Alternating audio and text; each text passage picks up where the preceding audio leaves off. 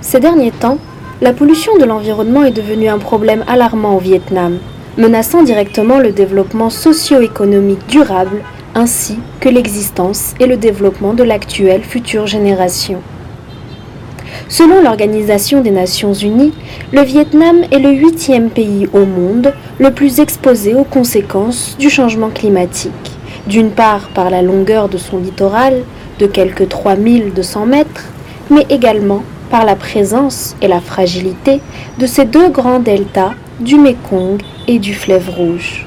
Le rythme rapide du développement du pays accentue également les problèmes de l'environnement.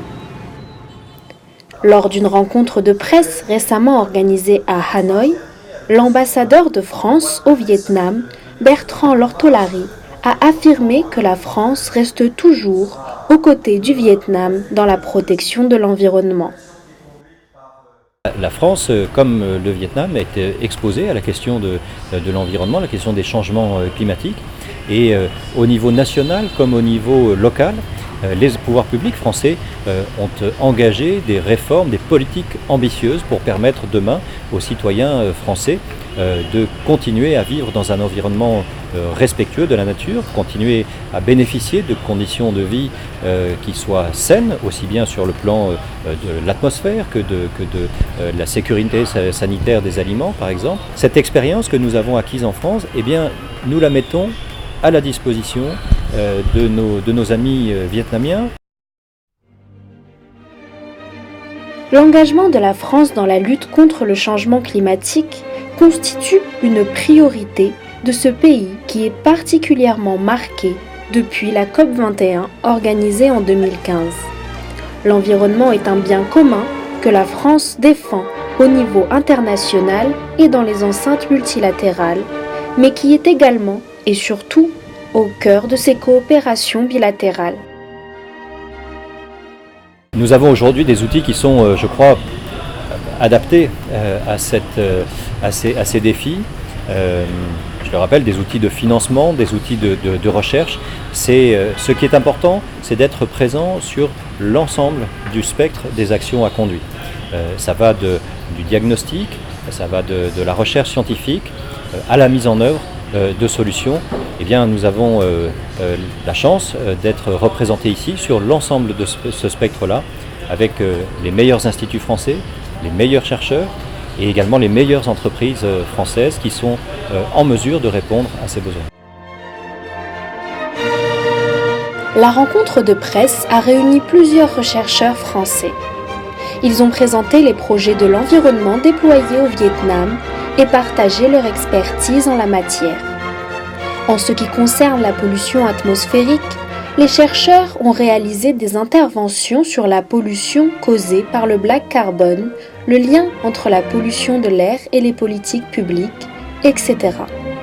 Actuellement, la pollution atmosphérique, notamment en zone urbaine, est le principal risque environnemental pour la santé dans le monde. C'est la cause d'environ 1 décès sur 6. La pollution de l'air est particulièrement grave dans les grandes villes en Asie, qui sont de gros utilisateurs d'énergie. Étant un pays peuplé et avec un rythme de développement rapide, le Vietnam n'échappe pas à cette règle. Les solutions, elles sont multiples. Elles reviennent toujours à la même chose, à savoir avoir une politique de l'énergie qui permet donc de limiter au maximum l'utilisation de l'énergie, aussi des véhicules qui sont plus propres, qui émettent moins, et limiter au maximum donc tout ce qui est feu, tout ce qui est combustion de déchets, de biomasse, etc. Tout ce qui n'est pas un feu qui est nécessaire, essayer d'éviter. Selon les statistiques, le Vietnam a été classé en 2015 au 4e rang mondial des pays émettant la plus grande quantité de plastique dans les océans. Chaque année, quelques 730 000 tonnes de déchets plastiques sont rejetés dans les océans. Les produits et les sacs en plastique sont généralement utilisés dans la vie quotidienne. Ces produits présentent une grande utilité, mais également des risques sur l'environnement et la santé de l'homme. Ce qui est important, c'est qu'on ne dispose pas de données fiables.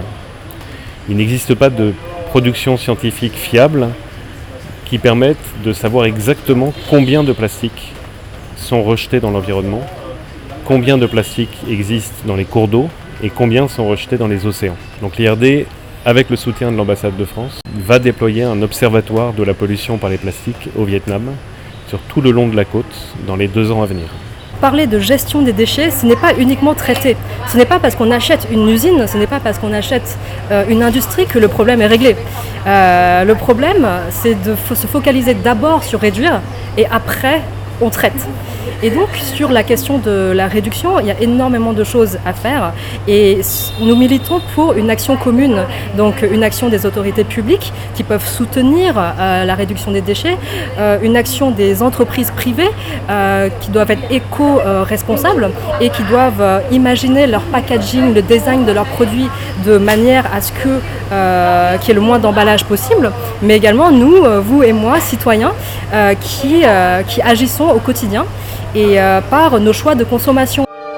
La présence des experts français au Vietnam contribue à réaffirmer le rôle pionnier de la France dans la protection de l'environnement, ce qui constitue également une priorité de la France dans la coopération bilatérale franco-vietnamienne.